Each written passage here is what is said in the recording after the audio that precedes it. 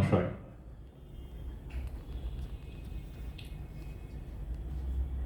উত্তরীয় পুষ্পস্তবক দিয়ে তাকে বরণ করা হচ্ছে।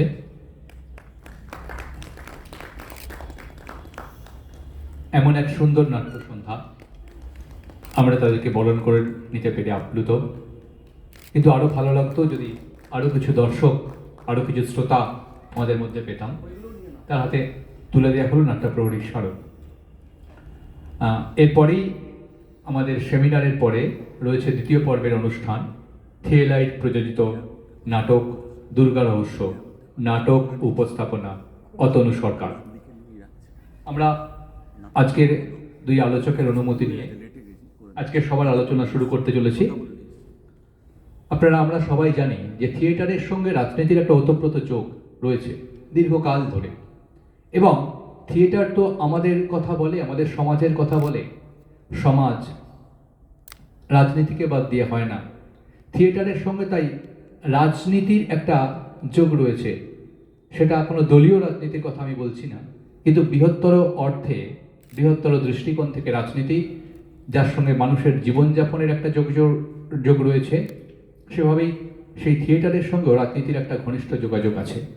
কিন্তু আমাদের আজকের আলোচনা যে থিয়েটার তার যে রাজনৈতিক অভিমুখ, সে কি বদলে ফেলেছে, একটা প্রশ্ন উঠছেই।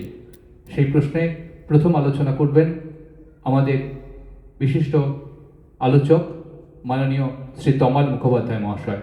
আমি তাকে আলোচনা শুরু করার জন্য আহ্বান করছি।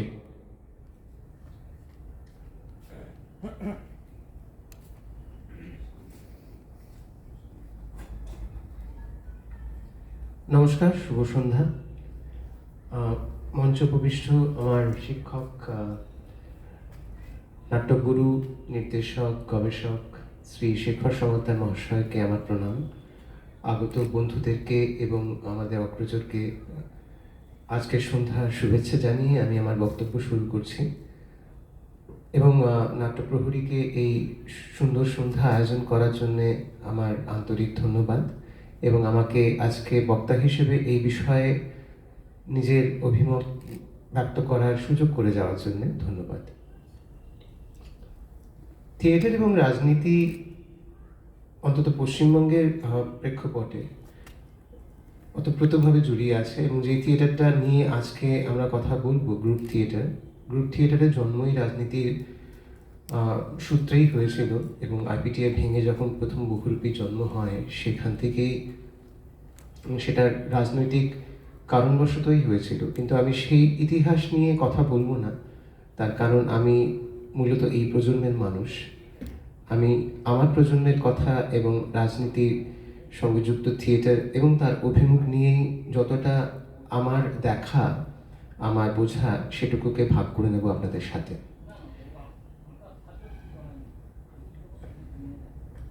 আজকের বিষয়ে থিয়েটার কি তার রাজনৈতিক অভিমুখ বদলে ফেলেছে কিনা। আমার মনে হয় যখন আমরা এই বিষয়টা নিয়ে কথা বলতে শুরু করি, কিংবা যখনই আমাদের বন্ধু বান্ধবদের মধ্যে কিংবা থিয়েটারের মানুষদের মধ্যে এই বিষয়টা নিয়ে আলোচনা হয় কিংবা তার বাইরে আলোচনা হয়, তখন প্রথম যে প্রশ্নটা উঠে আসে সেটা হচ্ছে যে রাজনীতি বলতে আমরা কি বুঝি। এবং এই প্রশ্নের উত্তরটা দিয়েই আমি শুরু করব আমার বক্তব্যের মূল জায়গাটা। এক সমাজের মধ্যে থাকা বিভিন্ন বর্গের বিভিন্ন মানুষদের মধ্যে বিভিন্ন কর্মক্ষেত্রে কিংবা বিভিন্ন স্তরে তাদের নিজস্ব ফিলসফি কিংবা নিজস্ব জীবনধারার মধ্যে থাকা, তার বেঁচে থাকার যে লড়াই, সেই লড়াইয়ের মধ্যে এক ধরনের স্ট্রাগল থাকে, মানে যেটাকে আমরা বলি স্ট্রাগল ফর এক্সিস্টেন্স। আর সেই স্ট্রাগল ফর এক্সিস্টেন্সের মধ্যে যখন একটা স্টেট কিংবা একটা গোষ্ঠী তৈরি হয়, সেই গোষ্ঠীরকে আবদ্ধ, মানে গোষ্ঠীকে কনফাইন করে এক ধরনের প্রক্রিয়া চলে, যেটা একটা কমিউনিটিকে বেঁধে রাখার চেষ্টা করে। মানে যেখানে কিছু বর্গের মানুষ তারা একটু এলিভেটেড, মানে তারা চেষ্টা করেন যে অন্য মানুষগুলোকে কন্ট্রোল করার, এবং অন্য মানুষেরা তার নিচের মানুষকে কন্ট্রোল করার চেষ্টা করেন। এরকমভাবেই আমাদের সমাজ একটা সময়ের পরের থেকে একটা ইউনিক প্রসেসের মধ্যে দিয়ে চলতে শুরু করে, এবং এই প্রসেসটা আজকের দিনে খুব প্রমিনেন্টলি দেখা যায় আমাদের প্রত্যেকটা কর্মক্ষেত্রে। এটাকে যদিও বা আমরা বলে থাকতে পারি যে এটা একটা সোশ্যাল প্রসেস, কিংবা থিওরিটিক্যালি তার বিভিন্ন নাম আছে, কিন্তু এই পুরো প্রসেসের একটা কিন্তু খুব ইন্টিগ্রাল পার্ট কিংবা খুব বিশেষ পার্ট হচ্ছে পলিটিক্স। যেহেতু আমি নিজে একজন আইটি ফিল্ডের মানুষ, মানে আইটি টেকনোলজি ফিল্ডের মানুষ, আমি বহু বছর কর্মরত ছিলাম ওইখানে চাকরিতে, সেখানেও দেখেছি যে কাজের সূত্রে সূত্রে আমাদেরকে শুধুমাত্র ম্যানেজমেন্টে যে পড়ানো হতো এটা নয় যে কি করে আমরা নিজেদের কোম্পানি কিংবা কর্মীদের চালাবো, কিংবা তাদেরকে কি করে ঠিকঠাকভাবে কাজ করিয়ে নিতে পারবো। শুধু এটাকেও দেখতে হতো যে তাদের মানসিকতার সঙ্গে যুক্ত ছোট বড় যত চিন্তাভাবনা আছে সেগুলোকে কি করে আমরা নিয়ন্ত্রণ করব। শুধুমাত্র যে বৃহত্তর পর্যায়ে স্টেট কিংবা রাষ্ট্র শুধুমাত্র মানুষকে নিয়ন্ত্রণ করে তা নয়, একটা মিনিস্কুল কিংবা ছোট পর্যায়ে প্রত্যেকটা জায়গায় কিন্তু এটা বিস্তারিত এটা শুধুমাত্র আমাদের বৃহত্তর পর্যায়ে, আমি যেটা বলছিলাম রাষ্ট্রে নয়, ছোট পর্যায়ে আমাদের প্রত্যেকটা জীবনের প্রত্যেকটা জায়গায়। তার সবচেয়ে সহজ উদাহরণ দেওয়া যায়, এক হচ্ছে যে যখন একটা শিশু জন্মায় এবং সে একটু বড় হয়, তাকে প্রথমত একটা স্কুলে ভর্তি করে দেওয়া হয়, মানে একটা শিক্ষা প্রতিষ্ঠানে ভর্তি করে দেওয়া হয়, এবং সেখানে যখন সে প্রথম দিন যোগ দেয় সেখানে প্রথম দিন থেকেই সে রাজনীতিটা শুরু হয়। কিরকম? তাকে একটা রোল নাম্বার কিংবা একটা নাম্বার অ্যাসাইন করে দেওয়া হয়। তাকে বলা হয় যে roll number 1, roll number 2, roll number 3, roll number 4, এবং তারা হাত তোলে এরকম। আর সেরকমভাবেই একটা প্রক্রিয়া শুরু হয় যেখানে তাদেরকে একটা নাম্বার দিয়ে চিহ্নিত করা হয়, এবং তারা যখন পড়াশোনা করে গ্র্যাজুয়েশন কিংবা মাস্টার্স করে বেরোয়, তখনও তাদের সার্টিফিকেটে কিন্তু মূলত একটা রেজিস্ট্রেশন নাম্বার থাকে। আর এই প্রসেসটা ইন্ডাস্ট্রিয়ালাইজেশনের পরপরই শুরু হওয়া একটা প্রসেস, যেখানে স্কুল থেকে বেরিয়ে একদম সোজা ফ্যাক্টরিতে ঢুকবে মানুষ, সেরকম একটা ভাবনা চিন্তা নিয়েই এই চিন্তা ভাবনার জন্ম। তো রাজনীতি আমাদের জীবনের প্রত্যেকটা স্তরেই আছে।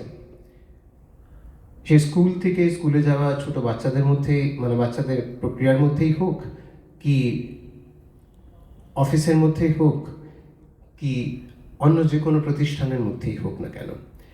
আর আরেক ধরনের রাজনীতি যেটা আমি বলছি, যেটা নিয়ে আমরা সচরাচর দেখে থাকি, যেটা খুব পপুলার ফর্ম অফ রাজনীতি, সেটা আমরা টেলিভিশনে দেখি। সেটা হচ্ছে আমাদের যত মেগা সিরিয়ালস হয় তার মধ্যে দেখা যায় যে গৃহ রাজনীতি, মানে বাড়ির মধ্যে থাকা মিনিস্কুল একটা রাজনীতি, এটা ছোট, মানে সমাজের একটা ছোট সংস্করণ হচ্ছে বাড়ি কিংবা ঘর। মানে এখন তো সেটা অনেক ভেঙে গেছে, কিন্তু তাও যৌথ পরিবার কিংবা একটা কমিউনিটি, একটা পাড়া, একটা গোষ্ঠী, মানে এখন যেগুলোকে বলা হয় যে কমিউনিটি কমপ্লেক্সের মধ্যে থাকা, সেইখানে থাকাও প্রচুর ছোট ছোট ছোট ছোট মানুষদের মধ্যে, গোষ্ঠীর মধ্যে তাদের দ্বন্দ্ব, এবং সেই দ্বন্দ্বের থেকে জন্মানো একটা নীতি আছে। মানে রাষ্ট্রের নীতি তো রাজনীতি, কিন্তু সেখানে রাষ্ট্রটা যখন ছোট হয়ে আসছে, সেটা বাড়ির মধ্যে থাকলেও সেখানে একটা রাজনীতি কিংবা পলিটিক্স চলে। আমি এই কথাগুলো এই জন্যই বলছি কারণ থিয়েটার এমন একটা আর্ট ফর্ম, যে আর্ট ফর্মটা সোসাইটির প্রত্যেকটা আর্ট ফর্মকে নিয়ে কম্পোজিট করে একটা জায়গায় তৈরি হয়। এবং থিয়েটারের মূল যে বিষয় সেটা হচ্ছে যে দ্য ড্রামা, দ্য টেক্সট কিংবা যে নাটককার যখন লেখেন, তিনি কিন্তু এই পুরো সমাজের মানে সমাজের এই পুরো বিষয়টাকে নিজের গল্পের মধ্যে তুলে ধরেন। তাই জন্যে এই বিষয়, মানে এই এতগুলো কথা বলার প্রয়োজন ছিল, মানে ভূমিকাতে। এখন প্রশ্নটা হচ্ছে যে রাজনৈতিক অভিমুখ আমাদের বাংলা থিয়েটার বদলাচ্ছে কিনা। আমি বলবো যে হ্যাঁ, অনেকটা পর্যায়ে রাজনৈতিক অভিমুখ বদলে গেছে আগের থেকে। আগের আলোচনা কেন বলছি, যে আমি বলছিলাম যে যখন আইপিটিএ ভেঙে প্রথম গ্রুপ থিয়েটারের নির্মাণ হয়, এবং সেই গ্রুপ থিয়েটার যখন আস্তে আস্তে নিজের একটা দল থেকে বিভিন্ন দলে প্রসারিত হয়, আইপিটিএ ঠিক যেমন ভেঙে একদল মানুষ বেরিয়ে এসে নিজেদের দল তৈরি করেন, সেখান থেকে বেরিয়ে সেই দল ভেঙে আবার একটা দল তৈরি হয়, এরকমভাবে প্রচুর দল তৈরি হয় এবং আলাদাভাবে প্রচুর দল তৈরি হয়। কিন্তু সেই দলের মূল উদ্দেশ্য ছিল আহ, সেই সময়কার রাজনীতি, সেই সময়কার সমাজ ব্যবস্থা, সেই সময়কার সমাজের বিভিন্ন সমস্যাগুলোকে তুলে ধরা এবং সেগুলো নিয়ে কথা বলা। পরবর্তীতে সেখান থেকে সেই জায়গা থেকে প্রচুর মানে সেখানে অনেক বিভিন্ন রকম টেক্সট আসে, যেগুলো আমরা বলতে পারি যে সেগুলো সোশ্যালি ইনফ্লুয়েন্স টেক্সট। যেমন আমাদের প্রচুর ইনফ্লুয়েন্সেস আছে বিদেশি নাটককে বঙ্গীকরণ করার। সেটা নিয়ে শেখরদা বিস্তারিতভাবে, আমি শেখরদাকে বলবো যে সেটা নিয়ে বিস্তারিতভাবে আলোকপাত করতে। কিন্তু আমি যেহেতু এই প্রজন্মের মানুষ, আমি এই প্রজন্মের কথা বলবো। আমার মনে হয় যে এই 2022 সালে দাঁড়িয়ে যদি আমি বিগত পেছন দিকে দেখি, তাহলে একটা